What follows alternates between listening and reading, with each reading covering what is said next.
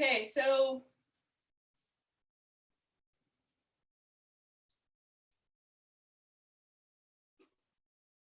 today we are just going to keep the same pose and find some really quite deep rest. So we've got a chair here, we've got a pillow, and if you're not there yet, then you'll just swing your legs up onto the couch. You can do this with the couch, you don't have to set all this up, or whatever chair that you want to use.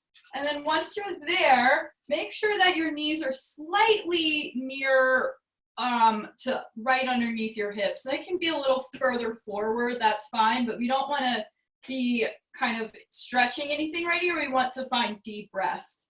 I like to take my blanket, or if you're on a pillow, just scoot it up so that you're really getting underneath the top of the neck.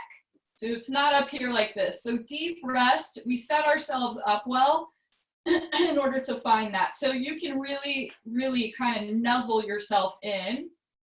And then once you're there, adjust whatever you need to adjust, and then really adjust your hips. So you can feel your sacrum here. That's that sacred bone right above the tailbone. It's a flat bone that we don't normally feel, that you can feel right now. So try just as much as possible, you're just moving into a flatter sacrum, not too much weight on one side or the other. So we're untwisting any twisting patterns in our hips. Now, you can find a blanket, I should have mentioned that earlier, but you know, we're gonna go into a deep state of rest. So we are going to be triggering the parasympathetic nervous system, which takes us into a bit cooler of a place. Now, hands can be anywhere. You can have them out and resting with the palms up. That encourages the opening across the collarbones, or you can have them on your chest or belly. We are going to maybe move the hands around. I haven't decided yet, but we'll see. So just find a place for your hands wherever feels great, and then you can also move them as we progress through. So just noticing quite a deep sense of rest coming upon you already.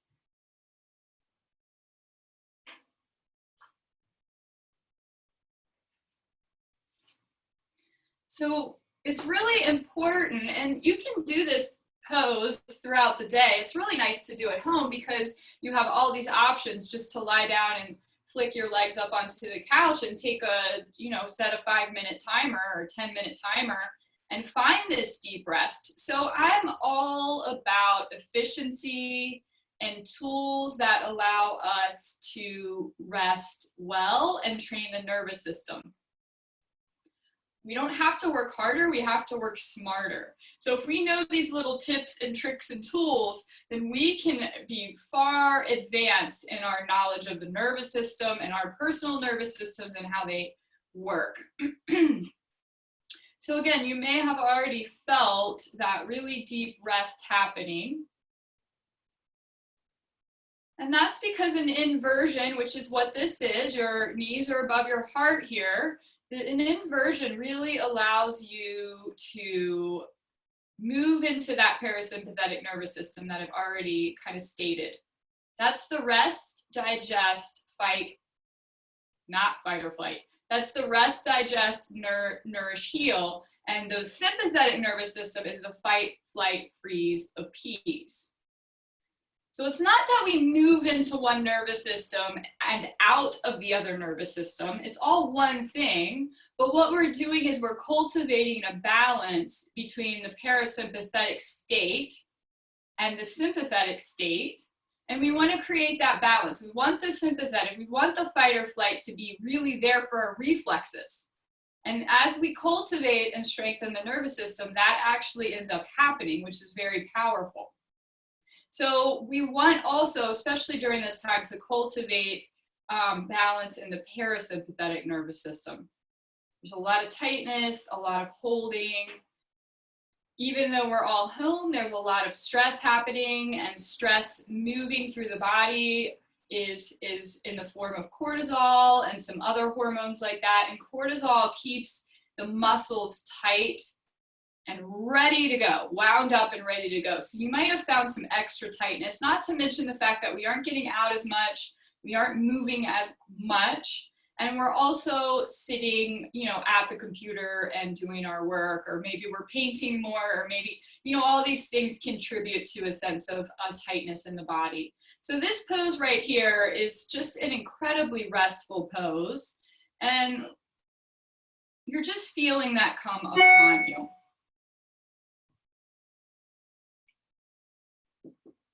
So there was a really beautiful study done, and I can't remember the exact study. I learned this from an MBSR teacher, and I don't know if you know who Pema Chodron is, but this is one of her direct students. And I took an MBSR, that's mindfulness-based stress reduction class from her, and went through that. But she said something that I use all the time. She talked about this study of seasoned meditators. That was the control group. And by meditating, we're really doing that together right now. We're setting aside time to rest and draw awareness to ourselves and our breath. So we can call this meditation. In fact, I like to.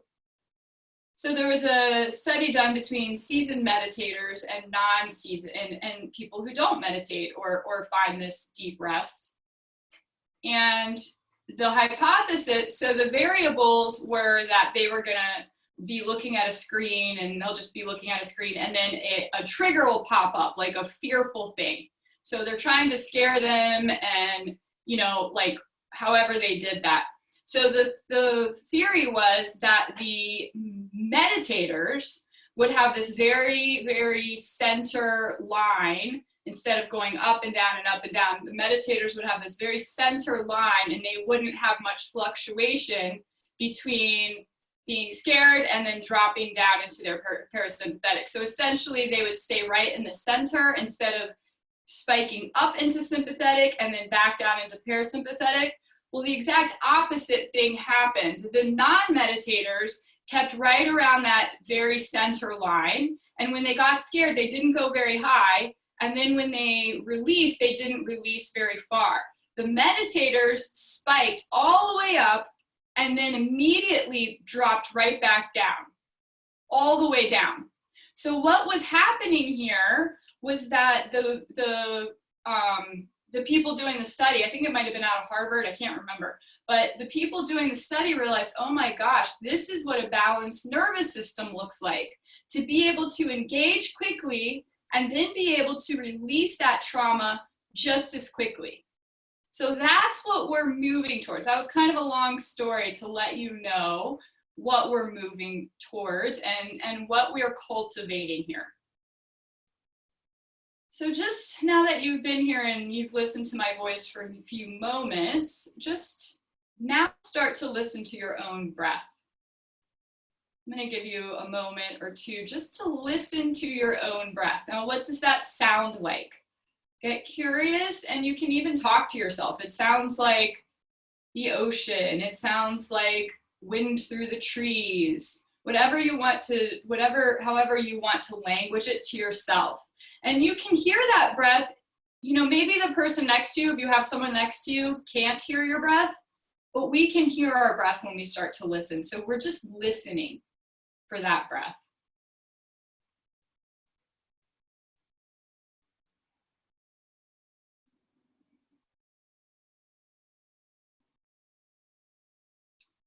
Any outside noise does nothing more than trigger us to go deeper into rest. Anything else you hear happening outside your house or happening here in my house allows for that depth of rest to come upon us.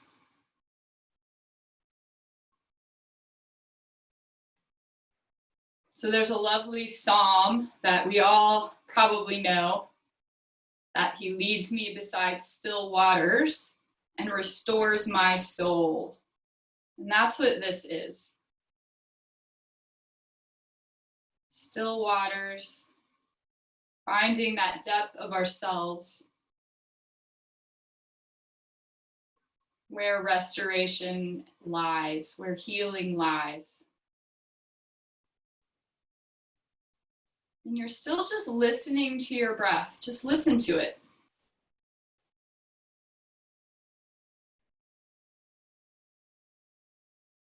This morning I was listening to the wind in my magnolia tree, and I was reminded of this story that I read about, how there's a man that can walk through the forest with his eyes blindfolded, and he can tell you, even if he's never been there, what kind of tree he's standing next to just by listening to the wind and the leaves.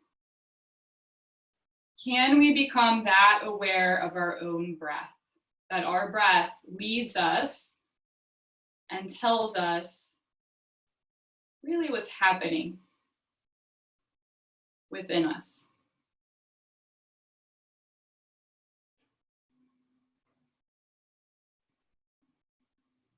As you continue to witness that breath through deep listening, deep inner listening, continue to tune in to what your body is doing. Continue to tune in how your mind is really starting to find that beautiful, deep, creative space.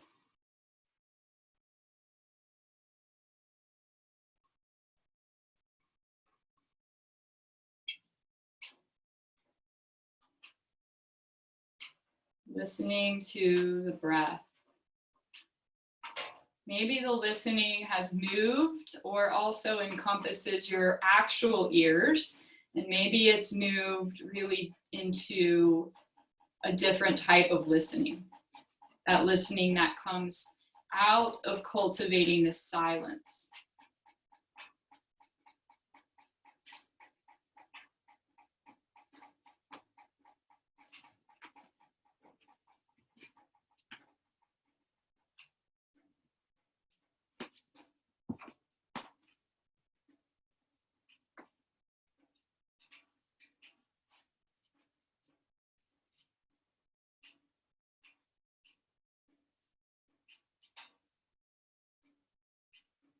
Maybe you just stay here and listen to the breath, and perhaps you listen to my voice and you drift away. And that is absolutely encouraged and fine too, because you're going into another brain state.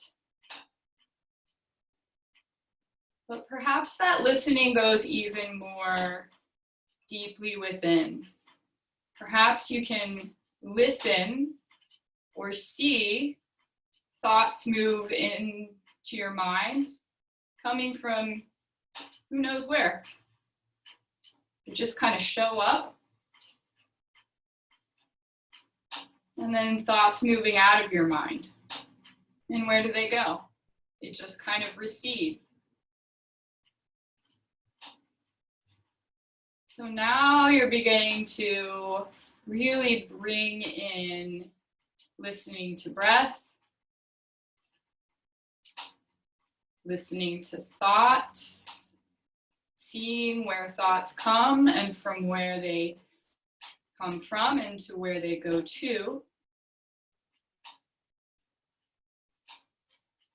And in this way, we can begin the powerful awareness that we are not our thoughts. It's the nature of the mind to think. We're not here to stop that. We're not here to suppress that. We're here to witness that in this human body. So we get curious. What is a thought? We get curious. What is a breath? Do we own these things? From a similar viewpoint, they both are given to us, and then they both recede. And then, of course, they're followed by another thought or breath.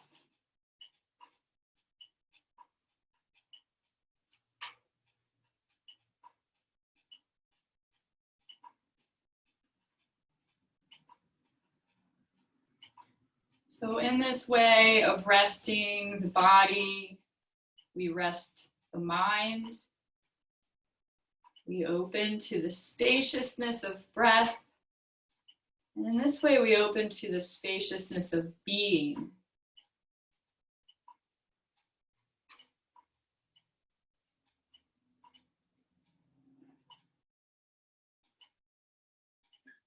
You can see that arranging the body, the physical body well, allows us to keep awareness of the physical body, but allows us to go much more deeply within, much more deeply settled into allowing awareness to come upon us of much deeper things within. And so knowing ourselves, exploring who we are, encompasses the most concrete to the most subtle. The muscles, the tissues, the bones, the most concrete, how we arrange ourselves, to getting more and more subtle. What is a thought? Am I my thoughts? Am I my breath? Are these gifts that come upon us?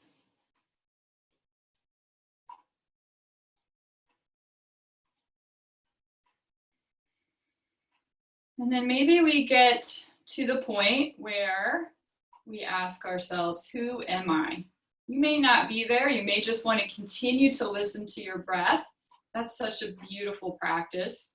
Listening to our breath allows us to become the witness of this intelligence. Listening to our breath allows us not to force. Listening to our thoughts allows us not to force them away, but to welcome them. And in this way, they move through, just as breath does. But then perhaps we use the words, who am I? That's an incredible meditation that you can do without answering the question. Without answering the question. This is not a question and answer. This is just a question to trigger deeper expansiveness, deeper awareness within. So perhaps you can do this many ways. Perhaps on an inhale, you say who. Perhaps on an exhale, am I.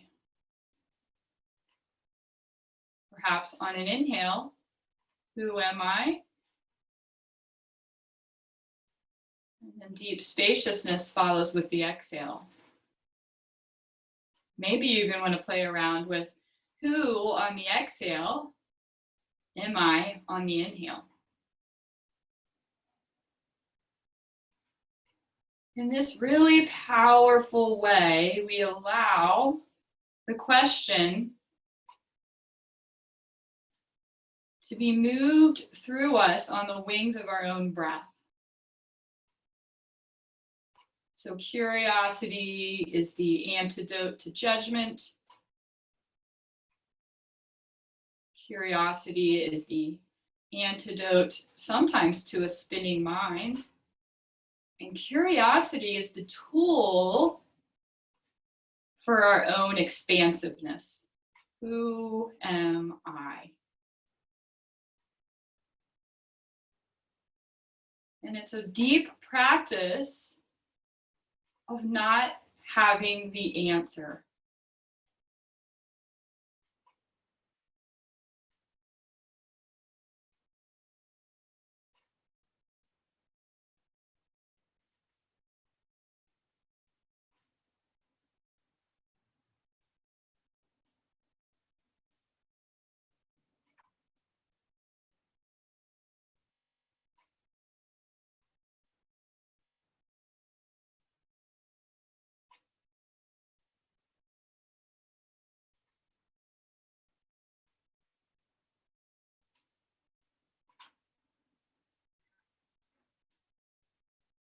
Who am I? I am not my thoughts. I am not my breath. I am not just a woman. I am not just a teacher. I am not just a wife. Who am I?